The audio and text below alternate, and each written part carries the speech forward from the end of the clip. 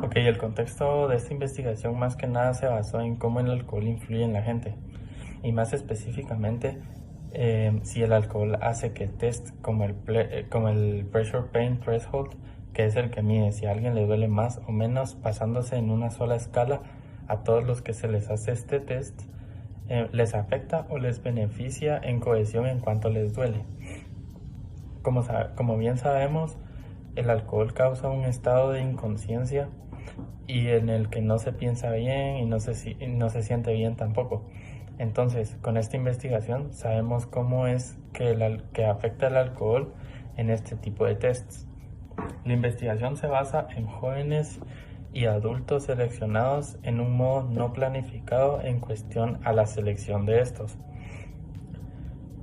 y haciéndoles el test antes y después de que beban alcohol.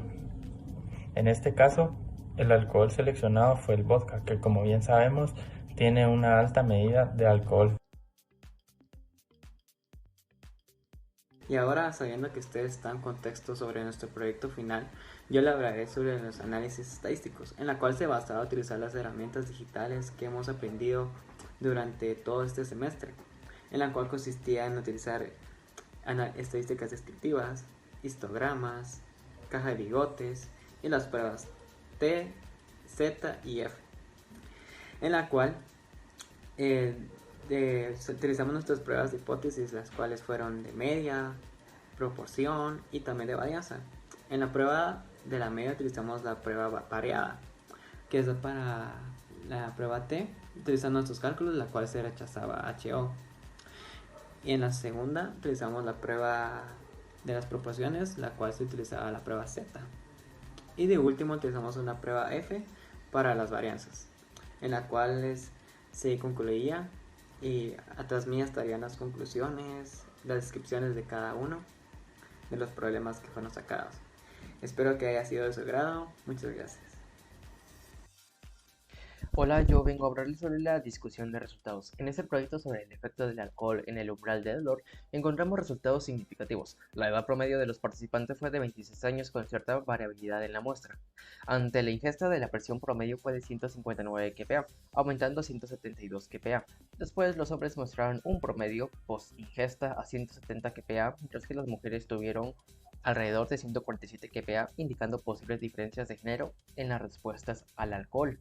Los histogramas en las gráficas 1 y 2 mostraron que fueron hechos de campana y simetría, pero la gráfica 3 para hombres post-ingesta reveló una distribución menos normal. Las cajas y bigotes en las gráficas 5 evidenciaron datos atípicos en ambos grupos, indicando variabilidad en las respuestas y una diferencia significativa entre las medianas y medias. En las pruebas de hipótesis de la tabla 1 se rechazó la hipótesis nula, confirmando una diferencia significativa en el umbral de dolor antes y después de la ingesta del alcohol. Sin embargo, la tabla 2 no proporcionó suficiente evidencia para diferencias significativas de género en la reacción al alcohol, mientras que la tabla 3 indicó variabilidad en las respuestas entre hombres y mujeres. En resumen, nuestros hallazgos respaldan la influencia del alcohol en el umbral del dolor, destacando diferencias entre géneros y variabilidades individuales. Muy bien, y con todo esto podemos concluir que la ingesta del alcohol produjo un aumento estadísticamente significativo en el umbral del dolor, medido a través del Pressure Pain Threshold en comparación a las mediciones basales previas a la ingesta.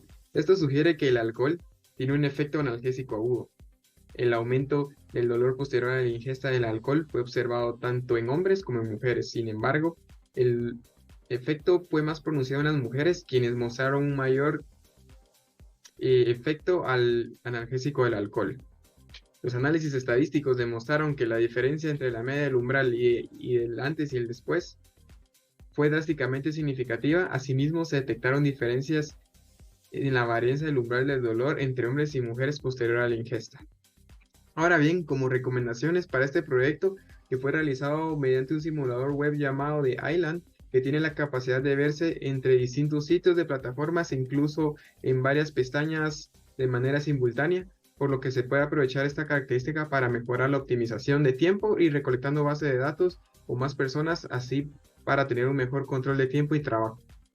Otra recomendación sería de tener un orden específico de una y de otra población, que en este caso fue la de Providence en la ciudad de Arcadia y la segunda de la isla Bonne-Santé de la ciudad de Colmar, con el fin de tener un buen control a la hora de hacer los cálculos estadísticos de las dos islas. También, y como último punto, revisar los antecedentes de los participantes del grupo para tener un buen control sobre la proporción de la información. Muchas gracias por todo.